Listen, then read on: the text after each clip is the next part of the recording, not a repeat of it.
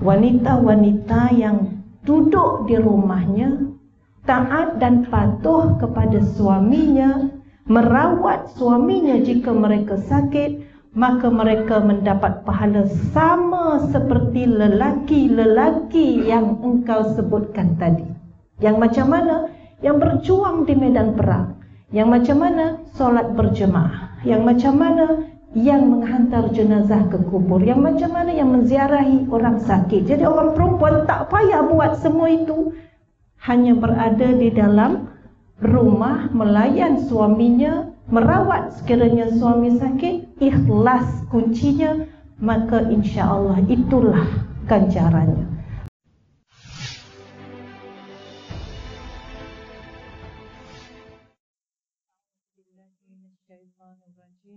Bismillahirrahmanirrahim. Allahumma innaka khalaqul azim wa innaka sami'un alim. Innaka ghafurur rahim. Innaka rabbul arsyil azim. Innakal barul jawadul karim. Alhamdulillahi rabbil alamin. Wassalatu wassalamu ala asyrafil anbiya'i wal mursalin wa ala alihi wa ashabihi wa man tabi'ahum bi ihsanin ila yaumiddin. Amma ba'd. Assalamualaikum warahmatullahi ta'ala wabarakatuh. Terima kasih Ustaz Rashidi kita, Tuan Imam Organisasi Surau Jumaat Asyakirin, puan-puan, tuan-tuan yang dikasihi, disayangi, dicintai Allah sekalian. Apa khabar, semua sihat? Alhamdulillah. Pertama sekali saya mohon berbanyak-banyak kemaafan atas kelewatan. Saya memang ingat saya sampai sebelum maghrib, awal dari tuan-tuan perempuan. Ya, tapi jauh dari nilai dan nampaknya orang balik kampung lagi pasal hari Isnin cuti. Ya, jam lagi sekali minggu ini. Dan aksiden di Menara Perkeso 5-6 buah kereta juga. Jadi banyaklah cabarannya nak sampai. Sebagaimana Ustaz kata, ini kali kedua, Alhamdulillah. Sampai baru saya ingat ini kali kedua. Ingat nama tak perasan dah kali kedua. Apapun syukur kehadrat Allah Subhanahu Wa Taala kerana Allah permudahkan urusan kita pada hari ini. Puan-puan, tuan-tuan, perasan tak hari ini Allah mudahkan urusan kita banyak perkara? Ya, daripada pagi ingat balik, daripada bangun subuh sampailah ke maghrib, banyak urusan Allah mudahkan, tetapi kita tak cukup bersyukur.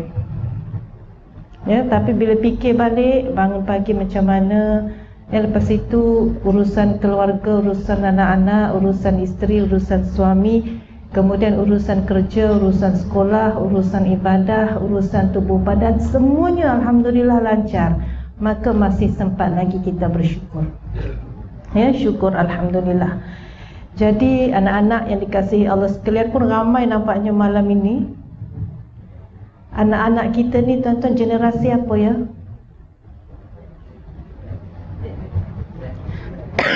Z. Generasi Z. Lahir sehingga tahun 2010. Habis dah generasi Z, semua dah lahir. 2011 hingga 2025 generasi Alpha. Jadi ramai yang di sini angkat tangan anak-anak lahir 2010 dan ke atas, berapa orang? Lahir selepas 2010, berapa orang? Sudah. Ada seorang, ada dua, ada tiga orang. Kat depan ni, adik lahir tahun berapa, dek? 2000? Betul lah, dia confused. Pasal lahir 2010. Dia nak kata yang mana ni, Z ke? Kalau 2010, Z lagi. 2011, dah jadi Alpha. 2026, anak cucu kita lahir jadi generasi Beta. Maka pada masa itu ibu-ibu melahirkan beta-beta. Ya, kalau tidak kita letakkan diri, posisikan diri kita sebagai ahli ataupun sebagai orang-orang yang didambakan syurga, Payah kita nak mendidik anak-anak kita. Hari ni pun payah. Betul ya perempuan? Jarang saya nampak jemaah surau kalau kuliah-kuliah begini yang ramai muslimin dari muslimat. Ustaz Rashidi buat macam mana? Tapi di sini nampak gayanya ramai muslimin. Allahu Akbar, tahniah. Inilah pemerkasaan qawam, ya, ataupun pemerkasaan pelindung, penyelamat, penyedia, perawat. Semuanya itulah dalam rumah tangga, itu qawam. Hasil daripada pemerkasaan qawam ini, maka kita lihat di surah Jumaat Asy-Syakirin, ramai para qawam yang hebat. Tahniah saya ucapkan, semoga dipermudahkan syurga oleh Allah Subhanahu wa taala. Jadi tajuk kita adalah wanita dambaan syurga. Ya, dia jadi lebih pada orang perempuan. Pasal orang lelaki setiap minggu ada khutbah Jumaat. Tak campur dengan kuliah pagi, kuliah maghrib, kuliah subuh dan sebagainya. Jadi dambaan syurga. Sebelum itu saya nak tanya berapa ramai yang nak masuk syurga, angkat tangan. Alhamdulillah, hampir 1/3 daripada jemaah masjid dan surau Jumaat. Ya, walaupun tak semua angkat tangan, saya pasti semua nak ke syurga, betul? Ada setengah tu dia tengah fikir pasal nak kena bincang dengan suami dulu.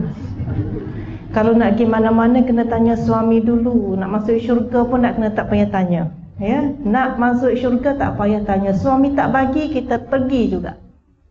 Ya, syukur alhamdulillah Allah janjikan itu pada kita. Jadi kata Abdullah bin Al-Mubarak daripada Ibnu Sa'id daripada Rasulullah sallallahu alaihi wasallam, apa kata Abdullah Al-Mubarak? Penghuni syurga itu sentiasa dalam keadaan suci dan sempurna. Ya, kalau penghuni itu lelaki, suci dan sempurna. Kalau penghuninya perempuan, suci dan sempurna. Ya, Ummu Salamah ataupun nama asalnya Asma bintu Yazid. Gelarannya Ummu Salamah. Ummu Salamah apabila ditanya oleh Nabi ataupun ditanya, apabila bertanya, Ummu Salamah bertanya kepada Rasulullah sallallahu alaihi wasallam tentang surah Al-Waqi'ah ayat 37. Kita biasa dengar uruban atroba. Apa maknanya uruban atroba? Digambarkan ahli syurga itu orang yang menyintai jodohnya dan sentiasa muda sebaya belaka. Ya, sebab itu bila Rasulullah bergurau dengan seorang makcik, dia kata makcik ni tak akan dapat masuk syurga. Sebab orang yang masuk syurga ini orang yang muda. Menangis makcik tu. Nabi tak cakap lagi orang masuk syurga ni orang macam mana. Ya, jadi bila dia menangis, dia rasa sedih. Akhirnya Nabi kata, sebab makcik masuk syurga, makcik akan jadi muda. Uruban atroba, yang menyintai jodohnya dan sebaya semua. Ya, saya pernah juga dalam beberapa diskusi kita kata berapa ya umur muda? 30 muda, 60. Kepada orang umur 70, umur 60 itu muda. Kepada orang umur 40, 30 itu muda. Kepada yang umur 20, 30 tua. Betul kan? Yang umur 18, katanya 25 itu tua. Jadi subjektif umur muda, umur tua. Apapun mereka semuanya sebaya. Dan mereka ada jodoh masing-masing di dalam syurga. Kalau kita sebut di mana destinasi yang paling indah yang semua orang nak pergi, di mana perempuan tuan-tuan? Tak ada orang jawab yang lain, mesti jawab syurga. Kalau tanya siapa makhluk yang paling indah, yang paling sempurna, siapa jawapannya? Bidadari. Bidadari itu di mana? Di syurga. Ya, dan juga apabila ditanya oleh Ummu Salamah kepada Rasulullah, siapa yang paling utama, bidadari di syurga atau bidadari yang berasal daripada wanita mukminah di dunia? Sebab bidadari ini ada dua jenis. Satunya yang memang Allah cipta jadi bidadari. Bidadari ini makhluk yang lain, tidak sama macam kita. Ya, yang Allah cipta dia terus jadi bidadari, terus duduknya di syurga. Yang mana kata Ummu Salamah lebih baik, yang ini atau wanita mukminah yang apabila dihitung amalnya diposisikan mereka itu di syurga? Mana lebih baik? Apa jawab Nabi? Yang berasal dari dunia kerana mereka ini pernah solat, mereka pernah berpuasa, mereka pernah bersedekah. Berbanding yang memang jadi bidadari, terus jadi bidadari, mereka tidak pernah solat, tidak pernah puasa, tidak pernah bersedekah. Jadi yang lebih mulia adalah yang berasal daripada dunia. Justru kita berada di sini perempuan adalah untuk mencari jalan, memposisikan diri kita di syurga. Yang sebab itu kita perlu jadi mukminah solehah. Banyak jalannya dan banyak pantangnya. Jalan yang banyak itu sampai kita tak tahu nak pilih yang mana satu, Ustaz. Ya, ada yang langsung tak pilih-pilih. Ya, jadi itulah apabila Ummu Salamah, banyak kali saya sebut Ummu Salamah ya. Kenapa orang lain tak ada? Ummu Salamah ini sebagaimana namanya Asma bintu Yazid. Gelarannya Ummu Salamah, seorang wanita pada zaman Nabi yang lantang bersuara, yang fasih lidahnya, tajam akalnya, kurang malunya. Kurang malu itu sehingga dia tidak malu bertanya kepada Rasulullah sallallahu alaihi wasallam. Itu kurang malu, bukan tak malu. Kurang malunya apabila dia boleh bertanya, sehingga digelar juga sebagai khatibatun nisa, juru bicara wanita. Sebab apa? Sebab kalau nak tanya apa-apa pada Nabi, suruh Asma ini tanya, ataupun Ummu Salamah ini, dia boleh bertanya. Ya, sehingga suatu hari Ummu Salamah bertanya kepada Rasulullah sallallahu alaihi wasallam. Sewaktu Nabi bersama dengan para sahabat, Ummu Salamah kata, "Ya Rasulullah, kami beriman dengan engkau dan kami beriman dengan Tuhan engkau. Engkau seperti ibu dan ayah bagi kami, lelaki dan perempuan. Lalu aku mewakili para wanita di belakangku ingin bertanya kepada engkau ya Rasulullah. Lelaki-lelaki di sisi kami, mereka menghantar jenazah ke kubur. Mereka menziarahi orang sakit. Mereka solat berjemaah. Mereka berlawan di medan perang. Pasti mereka ke syurga. Tetapi kami wanita-wanita hanya terpingit di dalam rumah-rumah kami, hanya melayan suami-suami kami, melahirkan anak-anak mereka, dan itulah akhirnya hidup kami. Mana mungkin kami ke syurga?" Kata Ummu Salamah. Nabi apabila dengar soalan itu, Nabi pandang para sahabat. "Pernahkah engkau dengar soalan begini baik daripada seorang wanita?" Sahabat kata apa? "Ya Rasulullah, kami tidak pernah tahu ada wanita yang bijak." Sebab kebanyakannya bukan nak kata orang perempuan tak pandai, tak bijak, tapi pada masa itu orang perempuan tidak bertanya, tidak bercakap, tidak berilmu. Jadi datang seorang ini perempuan yang boleh bertanya begini, sampai Rasulullah kagum. Tanya para sahabat, sahabat kata, "Tidak pernah kami tahu ada wanita yang bijak begini."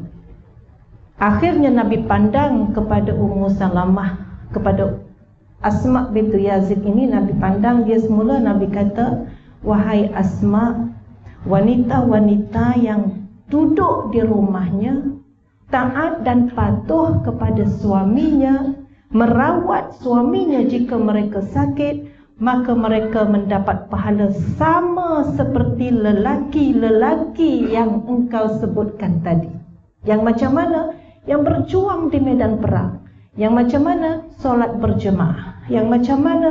Yang menghantar jenazah ke kubur. Yang macam mana? Yang menziarahi orang sakit. Jadi orang perempuan tak payah buat semua itu, hanya berada di dalam rumah, melayan suaminya, merawat sekiranya suami sakit, ikhlas kuncinya, maka insya-Allah itulah ganjarannya. Apa jawab Asma? La ilaha illallah. Aku akan sampaikan kepada wanita-wanita di belakang. Jadi perempuan nak kata apa di situ? Bukan Asma kata, orang lelaki berperang, saya pun nak berperang. Orang lelaki ziarah kubur, saya pun nak ziarah kubur. Orang lelaki ziarah orang sakit, saya pun nak ziarah orang sakit. Orang lelaki berperang, saya pun nak pergi berperang. Supaya orang lelaki masuk syurga, saya pun boleh masuk syurga. Cara masuk syurga orang lelaki dengan orang perempuan tidak sama. Kalau tidak, tak payah Allah bezakan penciptaan lelaki dan perempuan. Kalau semuanya sama, lelaki dan perempuan. Ini sebab tidak sama, maka kita perlu tahu apa yang kita buat, apa yang kita tidak perlu buat. Ya, jadi selesailah pertanyaan Asma yang pertama. Banyak ke Asma tanya ni? Ya, seorang wanita yang lain yang juga selalu bertanya, Ummu Imarah Al-Ansariyah, ia dapat dalil ataupun dapat wahyu kepada Nabi, Nabi sampaikan kepada para sahabat. Boleh tak kita bayangkan macam mana keadaan Nabi pada masa itu sewaktu menerima wahyu? Pada tahun berapa Masihi kali pertama Nabi menerima wahyu, tuan-tuan? Berapa Masihi? Di Gua Hira. Saya tak dengar ke? Tak ada orang jawab.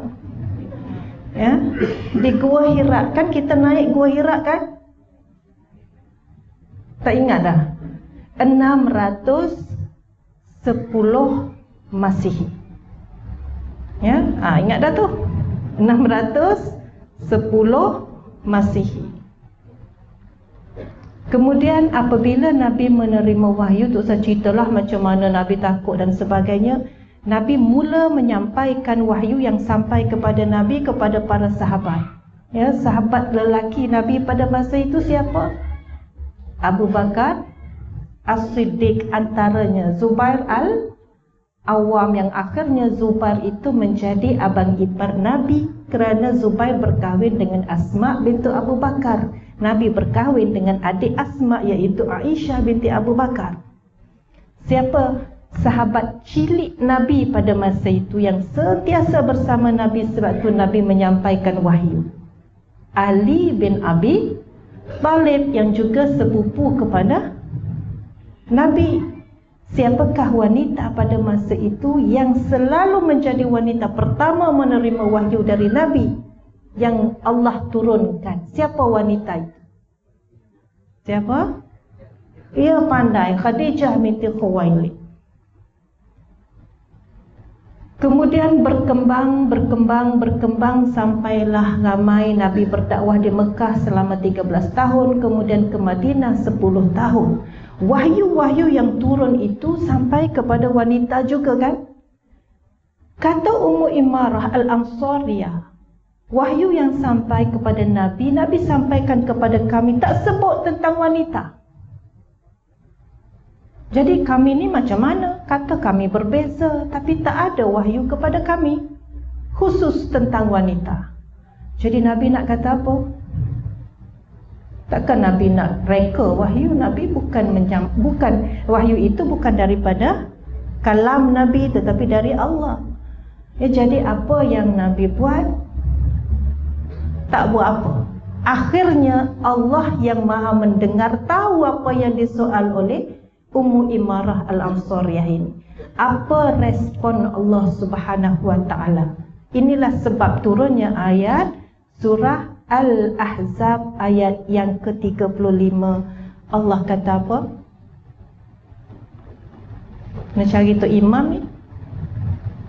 Innal muslimina wal muslimat wal mu'minina wal mu'minat wal qanitina wal qanitat was sadiqina was sadiqat was sabirina was sabirat wal khashi'ina wal khashi'at wal mutasaddiqina wal mutasaddiqat was shaimina was shaimat wal hafizina furujahum wal hafizat والذاكرين الله كثيرا والذاكرات أعد الله لهم مغفرة وأجرا عظيما.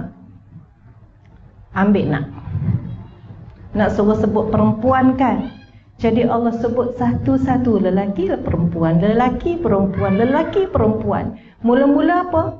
Muslimin, muslimat. Dia ada 10 perkara, tuan-tuan puan-puan sekalian. Sebab kita ada tuan-tuan juga, jadi saya sebut Al-Ahzab. Kenapa? Sebab Al-Ahzab ini juga menitahkannya kepada lelaki. Kalau jemaah semua wanita, saya hurai dalam konteks wanita sahaja. Ini ada lelaki. Jadi Allah sebut Al-Ahzab ayat 35 itu lelaki perempuan, lelaki perempuan, lelaki perempuan sampai 10 cirinya, dan akhirnya apa yang berlaku? A'addallaha lahum maghfiratan, mereka semuanya ini akan diberi pengampunan wa ajran azima, dan pahala yang besar. Jadi bila sudah dapat pengampunan, dapat pahala yang besar, pergi ke mana? Pergi ke syurga. 10 perkara. Jadi saya katakan kita buat 10 perkara ini, yang lain-lain menjadi sampingan sahaja dalam hidup kita. Buat hak 10 ni dulu. Apa benda 10 ini puan-puan tuan-tuan yang saya sebutkan tadi? Balik nanti kita ambil kertas, kita ambil pen, kita tulis hak 10 ni, letak markah pada diri sendiri. Ya, barulah kita muhasabah, kita ukur hak ni, kita buat ke langsung tak buat lagi, lepas ni kena buat. Sebab 10 ini yang menjamin diampunkan dosa dan diberi pahala yang banyak. Yang pertama, Islam dulu. Kena jadi Islam. Islam itu apa? Islam tak kita ni? Islam. Tapi Islam itu bagaimana menjadi Islam? Manusia itu bagaimana menjadi Islam? Yang pertama mesti bersyahadah kan? Hari-hari kita bersyahadah. Yang kedua mesti solat 5 waktu, kemudian puasa di bulannya, iaitu bulan Ramadan, kemudian menunaikan zakat, kemudian menunaikan haji. Jadi 5 perkara kita buat ni baru cukup ciri yang pertama, iaitu Islam. Tapi kalau ciri pertama ini kita tak cukup lagi. Tak cukup kat mana? Tak pergi haji lagi. Jadi macam mana tak jadi Islam ke kita ni? Tidak. Islam. Tetapi pastikan kita ikhtiar dan berusaha untuk cukupkan. Solat kita sekarang grade A ke, grade B ke, C ke, atau fail lagi? Itu kita sendiri yang nilai. Orang tak boleh nilai sebab hanya kita yang tahu. Jadi kalau sekarang ni B, maka kita kena naikkan A. Kalau gagal, tak lulus lagi, maka luluskan dia. Usaha kita nak jadikan A itu Allah sedang menilai dan memerhati. Tak boleh pergi haji, tak dapat panggilan lagi, duit tak cukup lagi, tapi kita ikhtiar. Ikhtiar macam mana? Buka akaun tabung haji. Lepas itu duit yang ada kita letak sikit-sikit supaya lama-lama cukup. Ya Allah, giliran 75 tahun lagi. Macam mana duit cukup, giliran lambat. Jadi kita tanya, boleh ke merayu? Akhirnya tabung haji kata boleh merayu. Daftar hari ni 5 tahun genap, esok boleh buat rayuan. Kita pun tunggulah 5 tahun buat rayuan. Dah buat rayuan tu kita kena standby. Kalau tabung haji telefon, puan lagi 2 hari puan perlu berangkat. Kita pun sudah kerja dah. Siapa nak hantar anak sekolah? Ada orang Kelantan ke sini? Mana angkat? Allah cepatnya angkat tangan aja. Terkejut. Dia takut apa? Takut orang duduk ceras lama dah kan, tak ngaku orang Kelantan. Duduk sini 2 minggu tak ngaku dah. Tapi ada kan, kadang-kadang saya terkeluar, boleh ya? Boleh faham kan? Tak faham angkat tangan. Jadi Allahu Akbar, kena ikhtiar. Jadi Allah nampak, tak capai, tak sampai pergi haji, tapi ikhtiar ada. Berbanding dengan daftar, tidak. Dah daftar boleh merayu, tak merayu pun biarlah. Dah 70 lah nak merayu apanya. Kalau dah rezeki dapatlah, tak dapat sudah. Ikhtiar ada dah tu. Tak cukup. Ya, ada juga yang merayu, tapi bila tabung haji telefon, dia kata, Allah, last minute sangat ni, tak bolehlah, minta maaf ya. Maknanya tak bersedia. Bila merayu kena bersedia, tak kira lah seminggu ke 2 hari ke. Ya, simpan terus, beli kain ihram terus, beli telekung terus yang kita nak bawa. Jadi itu baru haji. Zakat kita, zakat kita dah habis ke kita bayar yang mana kita patut bayar? Bukan zakat badani ataupun zakat fitrah sahaja. Zakat ternakan, zakat perhiasan, zakat emas, zakat perniagaan, zakat saham, zakat pendapatan, semua zakat. Tak selesai yang ini, tidak sempurna lagi. Nak bayar tapi rasa belum mampu. Bayar setakat mampu. Itu zakat. Puasa pula. Adalah dulu-dulu tak puasa, dah ganti belum? Tak ada siapa pun nak jawab kan? Kalau jawab tu maknanya dia lah itu tak ganti. Ya, ganti dah ke belum? Sebab itu menjadi hutang kita dengan Allah, bukan hutang dengan manusia. Ya, hutang dengan Allah, maka kena bayar pada Allah. Kalau pernah mungkin ayah kita, mak kita masa kita jaga, sebab tu mereka uzur, tua, sakit tua, mungkin ada yang tidak berpuasa. Ya, sebulan ayah tak puasa sebelum meninggal. Nak ganti, tak boleh ganti pasal sakit tua. Dia tak sembuh sakit tua ni. Boleh sembuh sakit tua. Jadi kita yang jaga, kita tahu ayah kita tak puasa sebulan sebelum meninggal. Tu Ramadan terakhir, sebulan tak puasa. Apa kita buat? Ya? Bayar fidyah. 30 hari bayar fidyah menggunakan harta ayah kita. Jadi ayah kita tak ingat apa dah, tak tahu apa dah. Anak yang jaga ni, ayah meninggal duk bayar hutang. Ikan bawal ada tak bayar lagi, santan ada tak bayar habis. Tetapi fidyah itu lupa kita. Jadi kena bayar. Begitu juga ibu-ibu yang masa mengandung bulan Ramadan tak larat nak puasa. Tak larat itu sebab dia mengandung atau kerana bayi dalam perut diancam bahaya sekiranya tidak puasa. Lain hukumnya. Ya, kalau tak puasa disebabkan bimbang bayinya itu mudarat, maka kena bayar fidyah. Kalau tidak puasa kerana dia sendiri bimbang badannya itu mudarat, maka kena balik semula fardu ain. Ya, saya sebut sikit-sikit sahaja. Ini hutang kepada Allah, kena bayar untuk cukupkan ciri pertama tadi, iaitu Islam, hutang solat dan sebagainya. Kemudian yang kedua, wal mu'minina wal mu'minat, yang beriman lelaki dan yang beriman perempuan.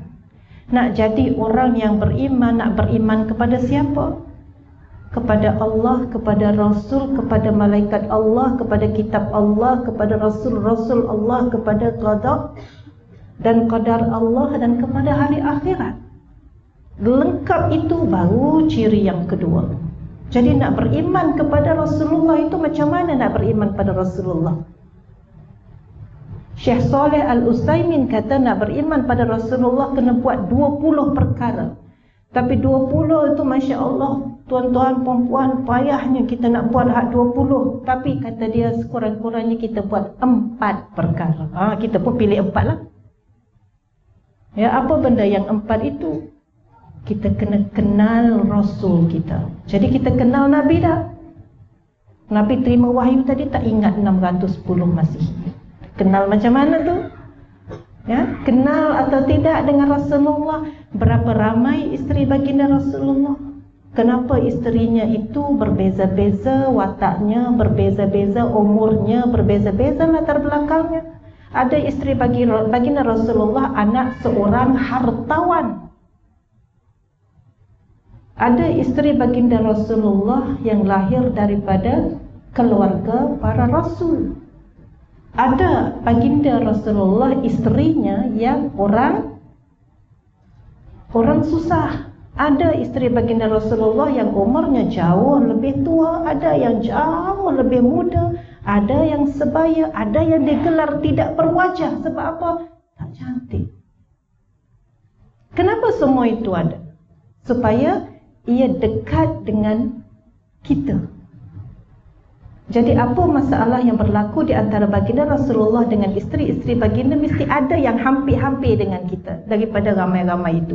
Siapa isteri baginda yang kedua? Ini syarat beriman. Yang pertama, kena kenal Nabi. Syarat beriman pada Nabi yang pertama, kena kenal Nabi. Isteri baginda yang kedua itu siapa? Google takji.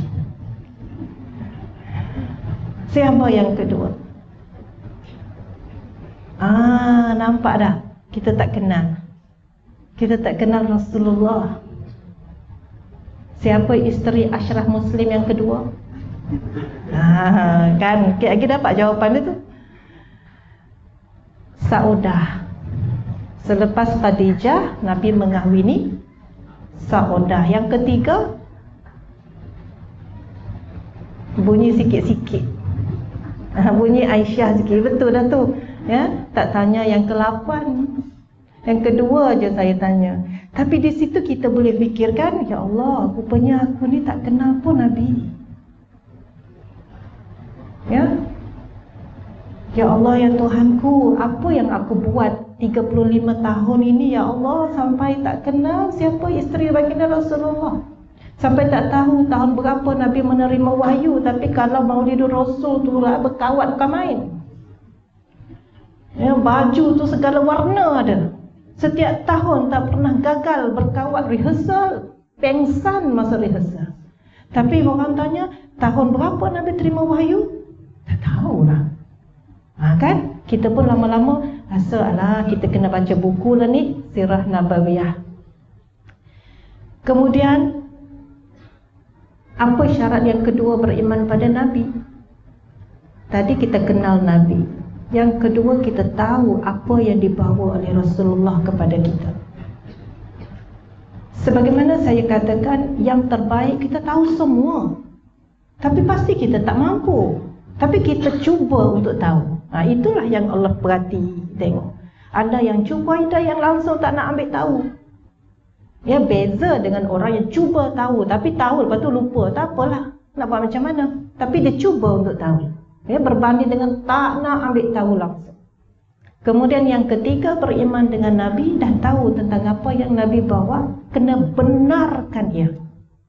Maknanya percaya. Ya, ni Nabi duk cerita naik Isra' Mi'raj, naik Buruj, kita pun ya, macam tak logik lah. Maknanya apa tu? Tidak beriman. Sebab kita tidak membenarkan apa yang dibawa oleh Rasulullah, tanda tidak beriman. Yang keempat, yang terakhir, dah tahu, dah kata benar. Apa lagi yang keempat? Buat apa yang Nabi suruh tu. Dah tahu dah. Nabi kata 4S ke syurga. Apa dia? Afsyus salam, menyebarkan salam. Jadi jumpa orang, bagi salam. Apa lagi selepas salam? Silaturahim. Sambung silaturahim. Tak kenal orang, kita cuba nak kenal. Kemudian apa lagi? Sedekah. S kan? Betul? Salam, silaturahim, sedekah. Yang keempat, solat di waktu orang tidur. Solat malam. 4S ke syurga. Dah syurga juga tu. Baiklah, selesai ciri yang kedua, mukminin mukminat. Saya bawa tadi beriman pada Nabi. Banyak lagi, kena beriman kepada takdir baik dan takdir buruk Allah.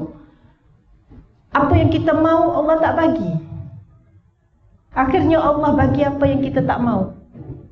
Kita terima takdir itu buruk bagi kita, tetapi tidak ada yang Allah buat pada kita itu buruk. Yang Allah hantar pada kita itu semuanya baik di sisi Allah. Tapi kita yang kata ini buruk untuk kita, ini baik untuk kita. Bagi Allah semuanya baik untuk kita. Ya, cuma kita tidak tahu hikmahnya hari ini. Kita mungkin tahu kenapa anak saya Allah ambil itu meninggal COVID, ini meninggal kemalangan jalan raya, hak abangnya pula lemas dalam sungai. Semua itu takdir baik atau takdir buruk? Takdir buruk. Tapi kita kena terima. Tetapi di sisi Allah itu tidak buruk untuk kita. Dan kita tahu itu tidak buruk bila? Mungkin hari akhirat baru kita tahu. Mungkin sewaktu kita dah tua nak mati baru kita tahu. Rupanya Allah ambil tiga-tiga tu sebenarnya itu baik untuk kita. Tapi masa kita kehilangan, kita kata itu buruk untuk kita. Ya, jadi terima. Itu beriman dengan qada dan qadar Allah Subhanahu wa ta'ala. Itu tanda masa isyak ya. Kita berhenti sekejap ya. Boleh kita sambung? Ya, Bismillahirrahmanirrahim. Kita sambung semula insya-Allah.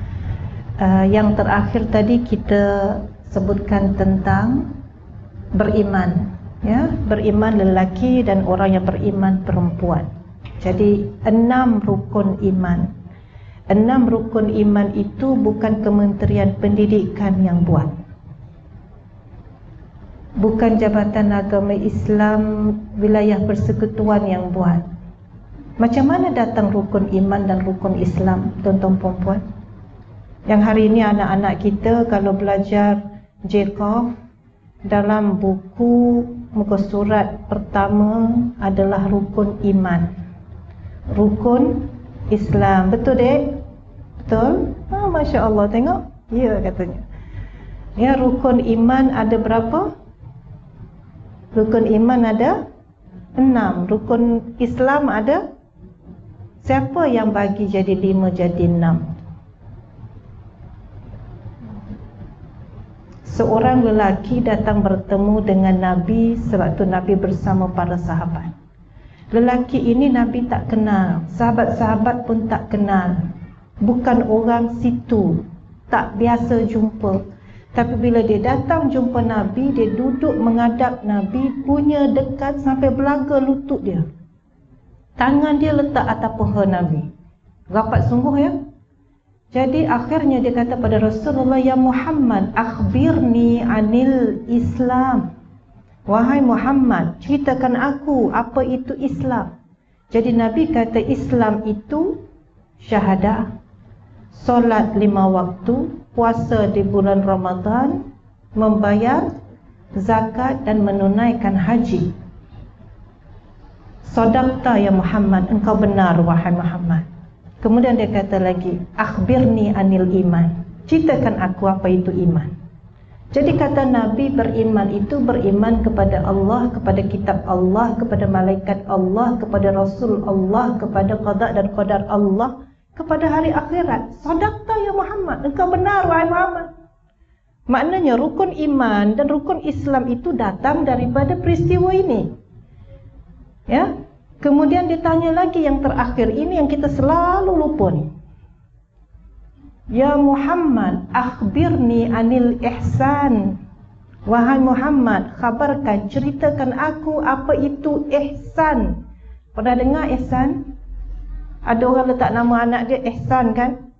Ihsanuddin, Muhammad Ihsan. Ihsan itu apa? Kita jadi belas ihsan.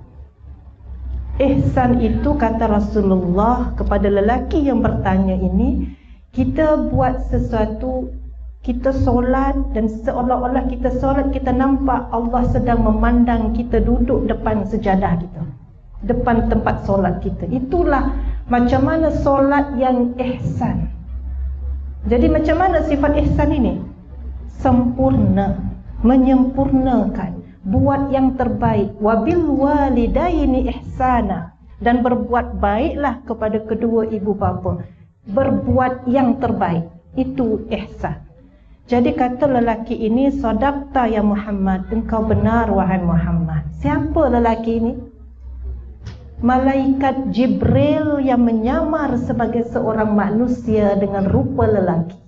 Datang just nak tanya Nabi, nak test Nabi ni nak pergi berdakwah ni, nak pergi sampai ke Habsyah, nak pergi sampai ke Madinah.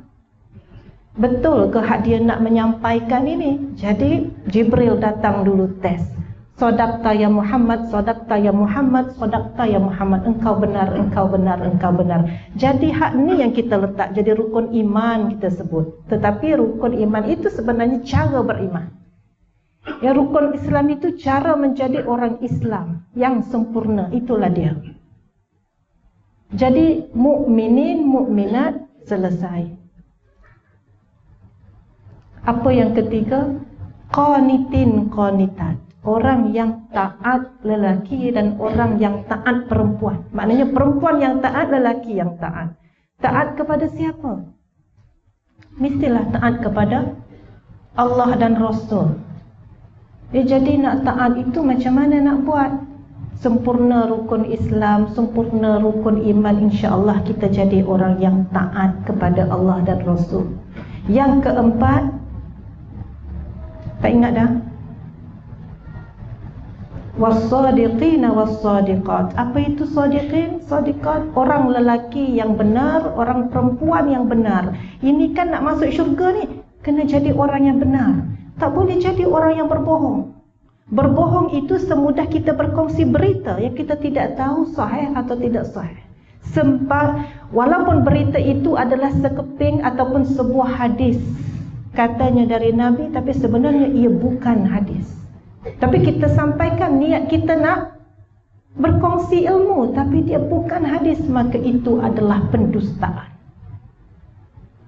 Tidak jadi orang yang sadiqin, sadiqat. Jadi Masya Allah kita kena betul-betul cek. Betul-betul semak kita nak cakap ni, kita berfikir mesti benar, perasaan kita benar, kata-kata kita benar. Macam mana nak berfikir benar? Maknanya kita bersangka dengan orang, kena bersangka dengan sangkaan yang kita pasti benar. Kalau tidak, jangan bersangka-sangka. Tuan-tuan boleh kalau bawa kereta duduk lane laju, kita kena lane kanan ke lane kiri? Kalau laju kanan, kan? Nak potong lane kanan. Tiba-tiba ada kereta di lane kanan, dia bawa 60, duduk lane kanan. Dalam hati kita kata apa? Ni mesti orang Kelantan tak pernah mari KL. Pasal apa? Konon-kononnya Kelantan tak ada highway. Sedaplah dia kata kat kita kan. Ni orang Kelantan ni tak pernah mari highway. Ni tak tahu ni nak laju gini duduk lane tengah ke duduk lane mana, nak potong tak tahu, ni duduk sini. Itu apa sangkaan itu? Itu sangkaan yang tidak benar. Apa sangkaan yang benar? Tidak ada sangkaan yang boleh jadi benar. Sebab itu jangan bersangka-sangka. Ya, jadi kalau tengok orang bawa kereta, apa yang kita fikir? Alah, mungkin orang ni sakit perut, jadi biarkan dia. Jangan horn dia, jangan duk beam dia, jangan cucuk dia. Kalau boleh potong kiri, kita potonglah kiri dalam keadaan selamat. Tapi kalau boleh horn sikit, bagi isyarat bahaya ni, perlahan sangat duduk lane kanan ni, betul tak? Bahaya juga. Tapi jangan bersangka-sangka, sebab itu boleh menjadikan kita ini orang yang ada ciri-ciri tidak benar. Ya, kemudian lepas sadiqin, sadiqat, sabirin, sabirat. Nak kena jadi orang sabar pula. Macam mana nak jadi orang sabar? Sekarang kan suami-suami dia tunggu isteri dia shopping, dia sabar atau tidak sabar? Sabar, sebab dia tunggu sambil main Facebook. Dia tak macam dulu. Kalau dulu tunggu setunggu-tunggu, kan? Lambat sikit. Ini kita dah masuk kereta, dia tak jalan lagi. Oh, nak jawab mesej dulu. Dari tadi jawab mesej tak habis-habis lagi, kan? Kan kita dah masuk dan dia tak jalan-jalan juga. Maknanya dia tak kisah menunggu 3 jam. Jadi hari esok, hari Sabtu, ajak suami pergi shopping. Pergi nilai 3, lepas tu pusing habis 3 jam biar dia duduk dalam kereta seorang-seorang. Ya, sabirin, sabirat, jadi orang yang sabar. Seorang ibu pernah bertanya pada saya. Ya, dia kata anak 4 orang, ibu ini ya, seorang ibu yang dah berumur. Anak solonya dah 40-an, 47. Anak nombor 2, nombor 3, nombor 4 hampir 30 tahun, semua dah kahwin. Dia kata, ustazah, makcik, anak-anak semua daripada kecil khatam Quran. Masuk sekolah rendah, sekolah agama. Sekolah menengah, sekolah agama. Masuk universiti, aliran agama. Jadi boleh agaklah keluar jadi apa. Tetapi pada makcik, empat anak makcik, semuanya belum lagi menjadi orang baik. Dan makcik tak tahulah adakah makcik ini tak sabar. Ya, makcik rasa makcik dah bagi semua dah cukup lengkap, tapi yang perempuan tidak jadi isteri solehah, yang lelaki tidak jadi suami yang soleh, tidak juga menjadi anak yang soleh-solehah pada makcik dan pakcik. Jadi saya kata, apa lagi yang tak cukup makcik? Oh, itulah, ya, tak solehah pada suami, tak soleh pada isteri. Jadi saya kata, makcik kena pesan lagi lah, kena tegur lagi, kena peringatkan lagi. Takkan nak tegur lagi? 47 tahun dia kata. Makcik bentuk dari dalam perut sampai sekarang 47 tahun, maknanya 48 tahun dah makcik dah didik. Kalau pada makcik 48 tahun itu mungkin lama, tetapi di sisi Allah, Allah nak makcik sabar 80 tahun. Mungkin untuk menjadi orang yang untung. Orang untung macam mana? Wal asr, demi masa, innal insana lafi khusr, sesungguhnya manusia dalam kerugian. Bukan Allah kata 30% manusia dalam kerugian, atau 50% dalam kerugian, atau 10%, dan tak. Manusia seluruhnya dalam kerugian. Kecuali siapa? Illallazina amanu, kecuali orang yang, Masya Allah, tengok ada panel kedua, yang beriman dan beramal soleh. Nih anak-anak kafah.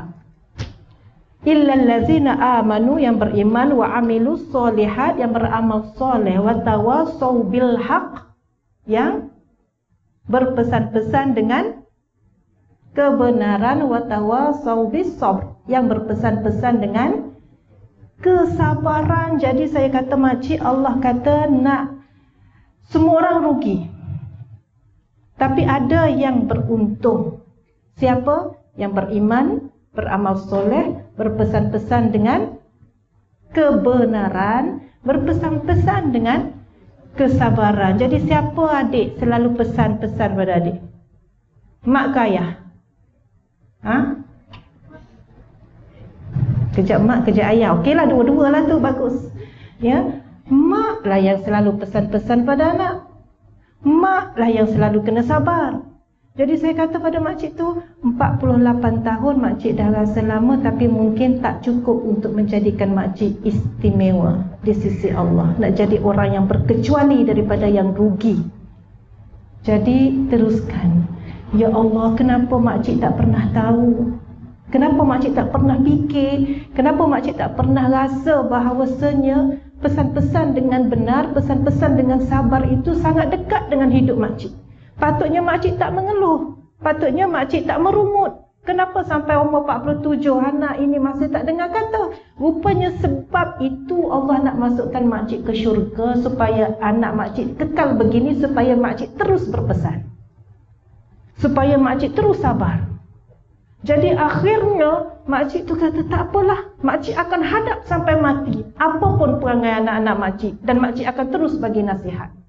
Saya kata, makcik, bersyukurlah ada anak-anak yang masih belum soleh. Bukan bermakna orang yang ada anak yang soleh itu tidak boleh bersyukur, tetapi itu semua takdir baik dan takdir buruk yang di sisi Allah semuanya baik. Ya, dengan syarat kita menerima dengan sabar dan redha. Jadi lepas itu, perempuan sekalian, saya cerita juga kepada ibu-ibu yang lain. Ibu-ibu yang lain pula rasa samalah dengan saya juga. Tapi sebelum ini saya rasakan itu satu bebanan. Selepas ini saya rasakan itu satu asbab untuk saya menjadi orang yang solehah. Faham kan? Kalau faham habis dah lah.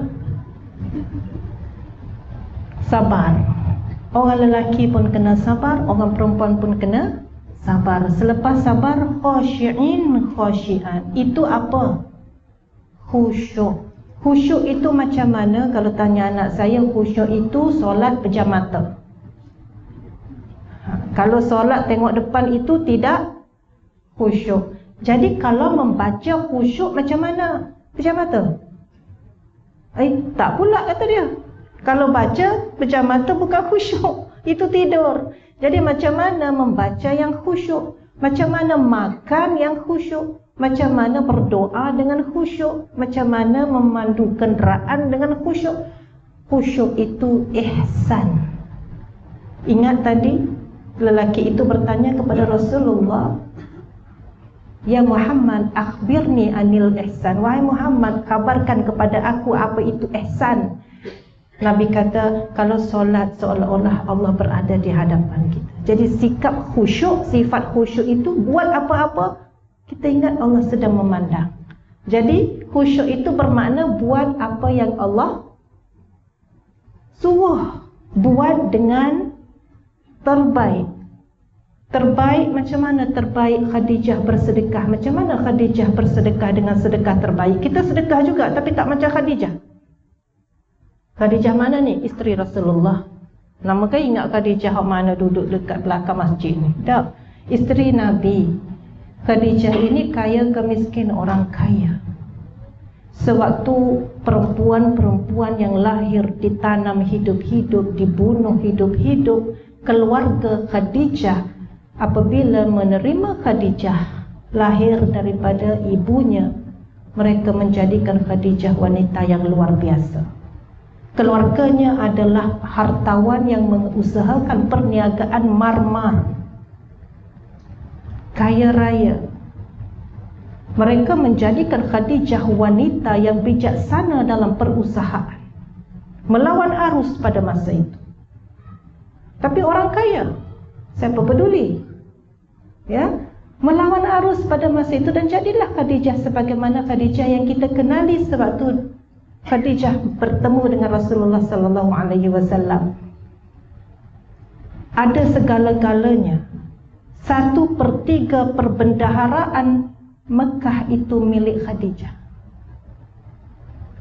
Kayanya Khadijah. Tetapi sewaktu meninggal dunia, Khadijah tidak punya apa-apa. Setelah semua hartanya diberikan kepada jalan agama. Tetapi Khadijah bertanya kepada Rasulullah di saat akhir hayatnya. Kata Khadijah, tidak ada apa lagi yang mampu diberikan kepada perjuangan agama ini. Tetapi kalau perlu, ambillah tulang temulangnya ini, jadikan pedang untuk perang. Tak ada harta nak bagi dah, tapi tulang masih ada dalam tubuh ini, masih ada tulang. Ambil kalau perlu untuk dijadikan senjata perang. Sedekah Khadijah yang ihsan. Sedekah kita ikhlas pemujudah. Ya, ikhlas pemujudah. Tetapi itulah level penghulu syurga. Kan Khadijah itu penghulu syurga. Sayyidatu nisa'i ahlil jannah arba'. Penghulu syurga di kalangan wanita itu ada 4 orang. Siapa mereka? Maryam, wa Fatimah bintu Rasulillah sallallahu alaihi wasallam, wa Khadijah bintu Khuwailid, wa Asiyah bintu Mazahib. Salah seorangnya adalah Khadijah. Lihat bagaimana penghulu syurga bersedekah, dan bandingkan dengan kita bersedekah. Dengan anak pun kadang-kadang berkira, apatah lagi menantu, apatah lagi cucu, apatah lagi jiran-jiran, apatah lagi orang yang kita tidak kenal. Tetapi Khadijah ihsan. Itu contoh khusyuk. Boleh nampak kan? Itu khusyuk. Selepas khusyuk, mutasaddiqin, mutasaddiqat. Iaitu orang lelaki yang bersedekah, orang perempuan yang bersedekah. Inilah samalah contoh yang saya sebutkan tadi, bersedekah itu. Tak ada duit nak sedekah, kita sedekah apa? Sedekahlah tenaga kita. Datang ke surau Jumaat Asyakirin, tengok-tengok, langsir ni sengit, mai kita betulkan. Dah tercabut dia punya apa tu? Sangkut dia tu kan. Kita pun marilah kita tolong baikilah. Pasang aja balik. Sedekah. Kemudian rasa macam ada vacuum ni, kapet pun macam ada sikit-sikit betul, debu-debu ke apa, marilah kita vacuum. Boleh kot. Sedekah. Kita datang masjid, orang ramai di belakang, kita masuk dulu, buka pintu. Kita pun tolong pegang pintu supaya semua orang boleh masuk. Itu sedekah. Ya dek, itu sedekah. Jadi mencari peluang menjadi orang yang bersedekah setiap masa dalam hidup kita. Kemudian seterusnya, shaimin, shaiman, orang lelaki yang berpuasa, orang perempuan. Ini puasa sunat, bukan puasa yang wajib. Puasa wajib masuk dalam Islam tadi ya. Jadi puasa sunat, kita puasa sunat sekurang-kurangnya berapa kali sebulan? Kalau hari putih berapa hari? 3 hari. Kalau Isnin, Khamis 2 kali seminggu. Ikutlah puasa yang mana pun, puasa sunat. Kalau kita sudah tidak rasa sulit untuk mengerjakan puasa sunat, maka itu sudah tanda kita semakin dekat. Dekat dengan siapa? Dekat dengan Allah. Adik puasa sunat tak? Puasa wajib? Masya Allah. Kita pun dulu masa besar ni tak puasa sunat perempuan. Tapi bila dah umur macam sekarang, puasa sunat tu rasa tak buka puasa pun tak apa dah. Tapi kena buka puasa. Ya, supaya kita menjadi umat yang wasat, tidak keterlaluan. Tak buka puasa itu tidak wasatiyah. Kena buka menjadi umat yang sederhana. Ya. Jadi setelah kita puasa sunat, apalagi yang Allah pesan, wal hafizina furujahum wal hafizat, menjaga kehormatan diri orang lelaki dan juga orang perempuan. Jaga kehormatan diri. Ya, macam mana nak jaga kehormatan diri? Jaga maruah diri, jaga keaiban diri. Ya, itu semua kita maklum. Dan yang terakhir, wadzakirinallaha katsiran wadzakirat. Ingatlah banyak-banyak, baik orang lelaki, baik orang perempuan. Cara ingat Allah, macam mana ya, kita tak bayang rupa Allah, macam mana nak ingat Allah. Kalau ingat mak, kita boleh bayang muka dia, masa ni dia tengah buat apa. Kalau dia tengah makan, kita boleh bayang dia tengah makan kat mana, atau kursi mana, pukul berapa. Kita boleh, tapi bukan itu ingat Allah. Bukan membayangkan wajah Allah, tidak. Ingat Allah pernah sentiasa berzikir. Sentiasa berzikir. Jadi kalau suara sedap lagi lah dia banyak berzikir. Suka dengan suara sendiri, betul? Jadi antara waktu yang kita paling mudah nak berzikir ada waktu kita tak buat apa-apa ni. Waktu kita mendengar macam ni kan, sambil-sambil berzikir. Ataupun bawa kereta, tengah-tengah bawa kereta, zikir. Tak nak berzikir, pasanglah lagu-lagu zikir. Sekurang kita tidak berzikir, kita mendengar orang berzikir. Ya, supaya apa? Supaya setiap saat dalam kita hidup ini tidak ada saat-saat yang rugi. Saat rugi ni duduk saja, tak tahu nak buat apa, tengok kipas, tengok kapet, garu-garu sikit kan, tak ada apa, rugi sungguh. Sedang waktu itulah waktu kita paling lapang untuk ingat pada Allah, dia berzikir. Kemudian itulah yang terakhir, cukup 10. Akhirnya apa dia? Akan diampunkan dosa. Wa ajran azima, dan diberi pengampun, dan diberi pahala yang besar, yang banyak. Dan akhirnya kemana? Ke syurga. Tapi ada pantang. Ada pantang ya. Pantang dia apa? Kata Muaz bin Jabal, nak habis dah ni, nak. Tapi pukul 10 Ustaz kata tadi. Kau tak berapa angguk dah.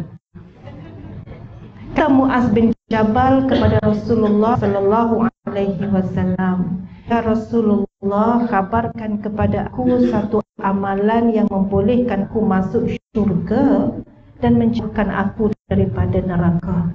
Bagi tahu ya Rasulullah. Kata Nabi, menyembah Allah, engkau tidak menyekutukan Allah. Puasa, solat, zakat dan haji di Baitullah. Lalu Nabi tambah, "Mahukah engkau kabarkan apakah pokok pada amalan-amalan kita, yang kepada amalan-amalan kita, dan kemuncak kepada amalan-amalan kita?" Jadi sudah tentu Muaz kena tahu. Ya, maknanya waktu kita buat yang 5 tadi rukun Islam, tetapi ada tiang dia, ada tunggak itu. Ya, apakah pokoknya kepada amalan-amalan tadi? Yang pertama, mesti Islam. Kalau sedekah tidak Islam, tak masuk. Kalau buat haji tak Islam, tak jadi. Puasa 30 hari bulan Ramadan tapi dia tidak Islam, maka tidak termasuk negeri masuk syurga ni. Ya, itu pokoknya. Apa tiangnya? Tiangnya adalah solat. Kalau bayar zakat lebih daripada yang patutnya tetapi tak solat, tak jadi. Menunaikan haji 3 kali dalam hidup dia tetapi balik haji tidak solat, maka tadi kepada nak masuk syurga. Kemudian apakah kemuncaknya? Kemuncaknya lah dalam kita nak buat 5 tadi, kita mesti berjihad. Berjihad melawan hawa nafsu, berjihad melawan iblis dan syaitan. Jadi kalau tidak ada kemuncak ini, kita payah nak buat yang 5 tadi. Tengok jam dah masuk maghrib, tapi nantilah baru masuk. Duduk nanti terlelap. Lepas terlelap bangun pukul 11 malam. Apa jadi dengan maghrib? Kenapa dia tak terus bangun untuk solat? Dia tidak percaya melawan hawa nafsu. Sebab dia tidak ada kemuncaknya kepada amalan yang Nabi kata. Pokoknya mesti Islam, tiangnya mesti solat, puncaknya mesti jihad. Kemudian ditambah lagi, mahu engkau tahu wahai Muaz, apakah kunci kepada semua ini? Ada kunci tak boleh buat. Apa pula kuncinya? Nabi tunjuk kepada lidahnya, kepada lidah Nabi, Nabi tunjuk lidah, Nabi kata, jaga ini baik. Apa dia?